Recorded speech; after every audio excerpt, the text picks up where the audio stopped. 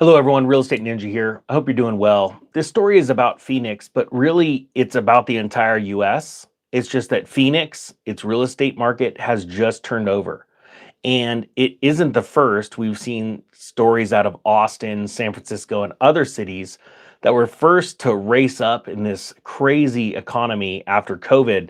And now they're all turning. Ironically, I have a friend that bought a home in Phoenix that straight up told me and went on YouTube and said, "Hey, the housing market is not going to turn down." And I don't want to straight call him out, but he already knows.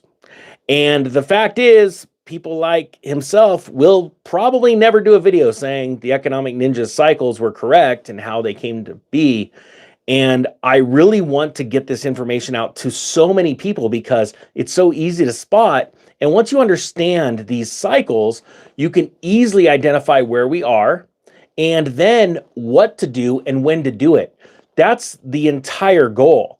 I'm going to read this story, but again, I'm going to throw out this flash sale because the course changed so many thousands of people's lives, the real estate cycles course, that I can't even begin to tell you how many emails I've received. And there are people that have actually said, keep selling it. More people need to understand this. And they're saving thousands and thousands, if not tens of thousands of dollars in the case of somebody I'm going to bring on the channel here pretty shortly. And so what I did is I put those courses together. It's 3 courses. The Credit Score Pro course, to get your credit score up, you'll save thousands of dollars on your next mortgage. The Real Estate Cycles course, so you know when to buy and what type of real estate to buy during this crash and when it's going to crash. And then the Real Estate Media Master, which will show you how to use social media. And you don't have to be like me and get online, but you will be able to use social media and media to attract so many deals. It's insane. All right. Those are all linked together. It's down below. Now, this story is out of AZ Big Media. It says sellers lose their advantage in Phoenix housing market.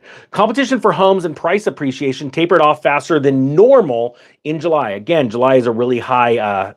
I don't know why I did air quotes. Sorry, that was the worst thing for. Geez, I might as well be the president right now. That was the worst use of air quotes ever. But faster than normal in July. Well, July is a pretty strong month normally for real estate sales, okay? As high housing costs continue to stymie shoppers, according to the Zillow market report. I don't want to get into Zillow. Sellers gave up a marked advantage over buyers in July in the Phoenix housing market and on the national scale as the Zillow Market Heat Index moved into neutral territory for the first time since December. But recent drops in mortgage rates should spur more competition as we head into the fall. That is actually not going to happen because the only reason you saw a spur of refinances was because there were a handful of people that bought at higher rates and they're panicking. So they're trying to save anything they can, or I'm not joking, within a year, they're going to start being behind in payments. But this isn't enough for the average American, especially as inflation's still rising, to go out and buy a house. Now, sellers lose the upper hand. It says sellers gave up the advantage in July based off of Zillow's heat market. And it says this marks the first July that the national market has been neutral since 2019. So you have it right there. The first time that the entire national market has been in neutral since 2019, which actually was not a very good time for real estate. In each of the past 2 years, the market moved into neutral ground in October. October, cyclically, is a very important month because I like to buy my real estate, and I teach people how to do this in the late fall and early winter months because that is when you get the most deals. So to see that normally go from October, that turnover and that cycle into July is a big, big deal. Homes are lingering on the market. Even successful listings took almost a week longer to sell in July than last year, while that's still 5 days faster than the average price of sales in the years before the pandemic. Okay, I've got to share something with you. I'm gonna throw out a bunch of nuggets of information. Okay, a lot of this is expanded way more in the courses. So the first thing to go in a real estate cycle is the most expensive real estate, right? Because as the cost of buying a home gets higher priced, and this happens every 7 to 10 years, interest rates cruise up. So that's one cost. In the price of homes cruise up because of a scarcity, right? Because the amount of homes for sale slow down drastically, or there's less homes available for sale. And so as this gets expensive, you start to see the higher price tiers collapse in price. The multi-million-dollar homes go first, then the million-dollar homes, and it keeps just going down. To give you an idea, the other day I just saw a home down the street from me list at $1.2 million. It was actually, 1.199. And it's been on the market for 60 days. And at the 60-day mark, they dropped it $200,000. That's like, what is it, an 18% or so? This is off the top of my head, drop. Because they couldn't sell it in the first 60 days. It's been on the market for 67. I expect another pullback in price here pretty shortly. I expect to be able to buy that property, I'm not joking, for $850,000 in December. This December alone. I may or may not pull the trigger on that based off of what I'm going to do with that piece of property. All right. Now, that same piece of property, before it listed at 1.2, that same size and comparable property would have sold for 1.6 a year ago. Okay, to give you some idea of parameters or the scope of what we're doing. And that's one of the hottest real estate markets in the country. So it says inventory accumulated further in July. We're talking about Phoenix specifically.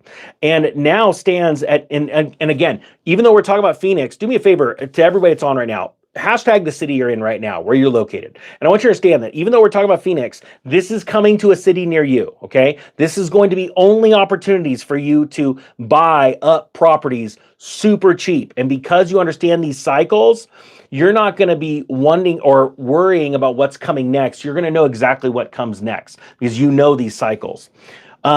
The inventory in Phoenix accumulated further in July. It now stands at 25% above last year's levels, marked the eighth straight month